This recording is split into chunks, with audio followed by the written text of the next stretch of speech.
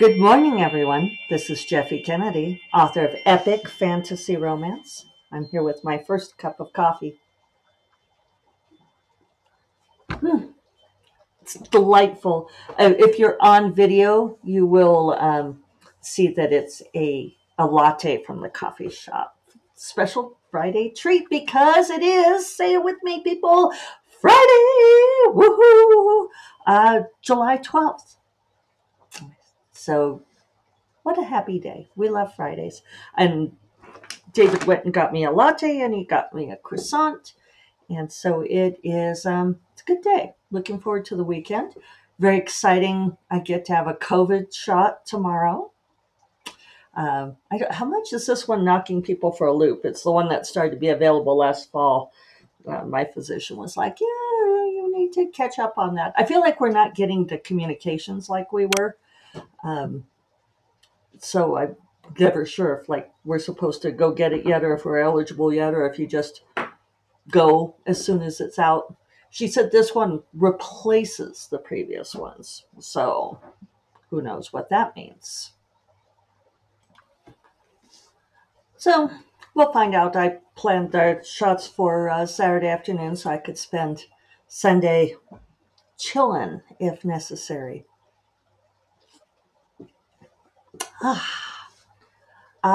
So let's see. Um, a few things to talk about today. One of which I'm going to talk about gardening. An analogy that we use a lot in writing, especially for those of us who are not pre-plotters, who do not outline the book ahead of time. Uh, I will attempt not to go into my entire rant about uh, pre-plotting. If you're a longtime listener, you know I don't like the terms plotter versus pantser, which I do think is worth revisiting. Um, if you're writing anything, if you're writing any kind of story, you are plotting. The difference is whether or not you plot before you write it or as you write it, like I do. So plotter is a misnomer, and also pantser, because that's comes from flying by the seat of your pants, and that's not how it feels to me, and not to most people I know. So we do talk about architect versus gardener, which I know George R. R. Martin uses that analogy. I don't know if he came up with it, but I find that a much more useful approach. And of course, all of these things are a spectrum, right? None of these things are you're either this thing or that thing. You're usually using some kind of combination, and it might change from book to book. Um, an architect is someone who plans everything ahead of time. They have maybe extensive outlines with maybe pieces of dialogue and detailed scenes, and they figure out the beats, and they've got it all planned to the nth degree. Uh, and maybe like if you move down the spectrum towards Gardner, it's not that planned, but it's it has to do with that planning the structure ahead of time and how in detail you go before you actually start writing. Whereas a gardener uh, works more with the idea of planting the seeds and seeing what grows and cultivating what grows. And you weed as you go along, and you encourage the plants that you like, that are appealing to. And I find that a very useful analogy because that is how it feels to me. There is an aspect to pantser, to flying by the seat of your pants, that implies a haphazardness, that you just like careening through the air with no clue of what you're doing, which is not what we are doing at all. Uh, in gardening, it's very intentional. It's also a more, dare I say, organic approach. It is a way of working with the nature of things, of the universe. That's why I prefer intuitive writer. right? It's an intuitive way of working. Gardening is often a very intuitive process. You can learn the rules, which would be analogous to learning the craft, learning the business aspects. You learn your shade plants versus your sun plants, and you know which ones need deadheading and which ones don't. You know, learn about soil amendments. I was talking about soil amendments on Monday. Uh, that at this point in my gardening career, and this is another reason that this is a useful analogy for me, is that I am a gardener, and I don't think I've necessarily identified as a gardener, but I have spent a lot of my life planting and nurturing gardens in every house that I've lived in. And my house was back in the small town that we lived in, once on the town's summer garden tour. So yeah, it is part of who I am. I don't always think of it that way. And on Monday I was talking about that I regard myself as being a desultory gardener because, well, I've learned some things. I'm like not a master gardener, and I don't do things as assiduously as I might. It's more of a hobby. But lately, I've been getting more serious about it. And I think that this is one of the things that I want to talk about today is extending this analogy. Um, like you don't just, I think this is what's just occurred to me in the last couple of weeks is that um, when I started out gardening, I was in my early 20s.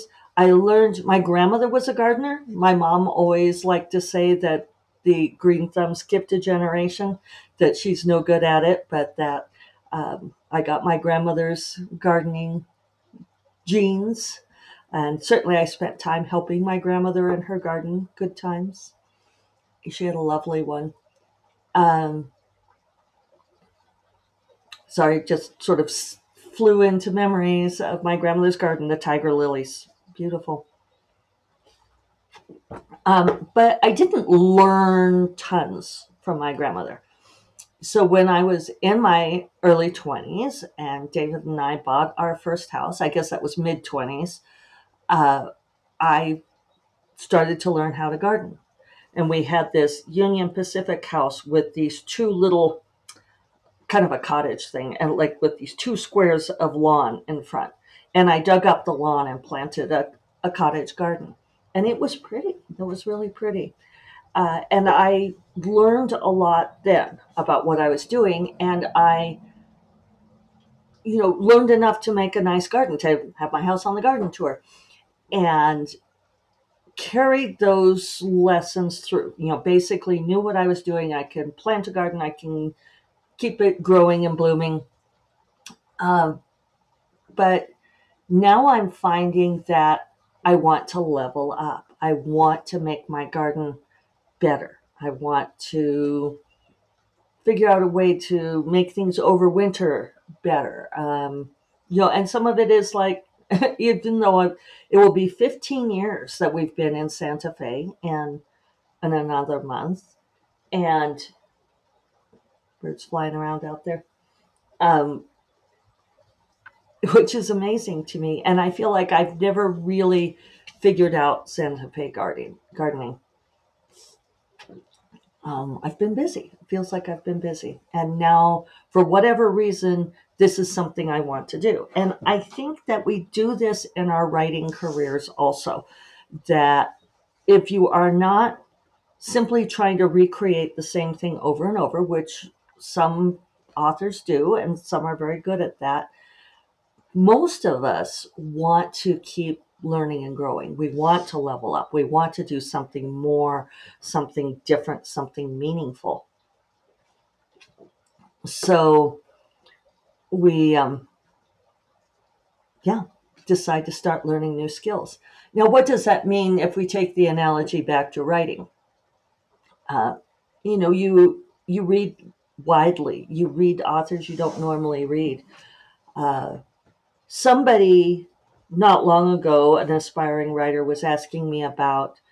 Um, I can't remember how they phrased it now, but saying that I must read, that all my own books must feel to me better than anything that I read. And I was taken aback by that, that they're like, well, you must love your own work so much that you think what you write is better than anything you can read out there. And I said, God, what a terrible world that would be, if I couldn't. I love it when I find books where I think, damn, I wish I'd written that. Um, that's it's a bittersweet feeling, right? Because you have the damn, I wish I had written that, but it also gives me something to aspire to. Uh, Going to this is what lit up my gardening thing, is going to George R. R. Martin's house and seeing his extensive gardens, which are, you know, nurtured by a master gardener. I don't know who he hires. I should ask. Maybe I could pick their brain, but they were so beautiful. And it was like, I want my gardens to look like this. And so that's what we do. We read a book and we think, I want my book to read like this. Right now, I am reading A Ballad of Songbirds and Snakes by Suzanne Collins because Sarah Gailey told me that I should read it. And I need to email Sarah. Sarah, you you are absolutely right. This book is brilliant. I remember reading Hunger Games way back when. I didn't read any of the other books, and now I kind of want to, but it's such a good book. So thank you, Sarah. Um, I said her, and I should have said they. Sarah is a they. Anyway, thank you, Sarah, for that recommendation. So yeah, I think this is how we draw inspiration, not just for stories, but to improve, to do better, to make ourselves into something, I don't more than we were. Right? It's an ongoing process. Why are you a creative? Right? In anything you do, gardening literally or metaphorically. Right? Trying to figure out cooler and better ways to do things. So that's where I'm at, and well, and I guess I'll add just a bit more to that. Like with it being an iterative process, it's trial and error, which means that sometimes things don't work. Sometimes plants don't overwinter. Sometimes we cut scenes. Sometimes we uh, realize that we are doing the same thing and we need to do better, or be more inventive or push ourselves. Pushing ourselves is painful, but sometimes it needs to be done. I was thinking too, on a wildly different subject, probably. We'll see. I talk a lot about um, when you want to write, making the time to write, because you're never going to find the time to write. If you wait to find the time, it ain't going to happen. You need to make it. And when you make it, you have to create boundaries around it, because the people in your life, no matter how much they love you, sometimes the ones that love you the most will challenge those boundaries, because I don't know, it's a human nature thing. It's also a universe thing. The universe is going to, I don't understand it, but the universe will immediately mess with you when you like start a new resolve, I'm going to do this thing. Um, and the universe will like throw you a curveball and be like, do you want it bad enough to deal with this? I don't know why it happens, but it does. Um, but the thing about people, I recently found out that someone with a former friend who treated me very badly. I won't go into details. Of course, we all have these things, right? Where this friend treated me badly, and I drew a line. I am good at boundaries. I have another friend who told me that I have the best boundaries of anyone she's ever seen. And I do think I've developed that in part from writing over the years. Uh, and I love that quote about that. And I'm going to paraphrase. I put it on social media at some point, but that your boundaries don't have to be like a barbed wire fence. You know, they don't have to be this forbidding thing, but they can instead be a shining light that says these things are important to me, and I expect people in my life to respect that. Respect where I am, what I am keeping sacred for myself. I think that's really hugely important. Um, and there are people who will not respect that. So, yeah, I found out that this friend who had treated me badly, and I had drawn a line and said, I will not allow you to treat me badly anymore.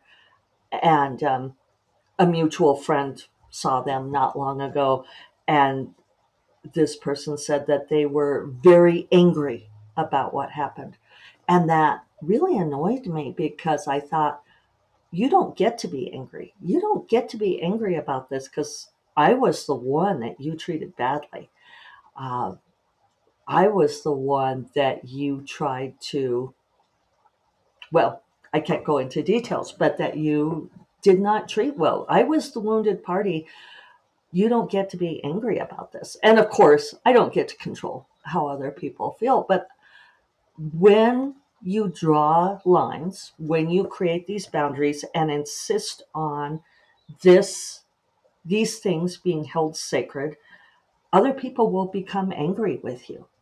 And it's a weird phenomenon. And we don't like it, right? When people become angry with us, and they use that. Certain kinds of personalities will use that to try to control you.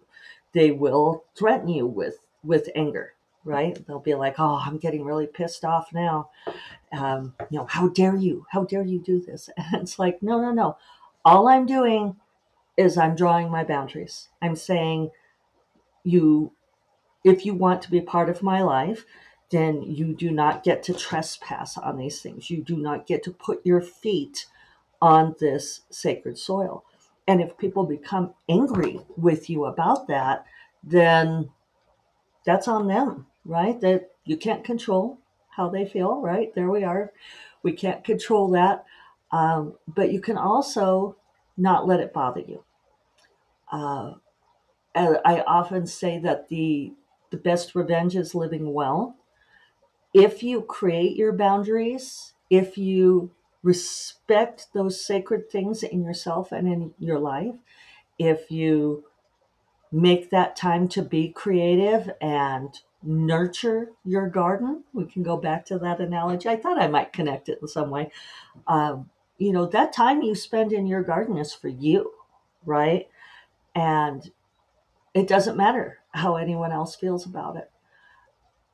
It's part of us being human beings, right? Being creative. And when people ask about the business, right? How do you deal with reviews and how you deal with, like book sales or lack thereof and so forth. That's one way, as you come back to this idea of the garden, that you are at heart, at the core of things, cultivating this for yourself. You are writing stories for yourself.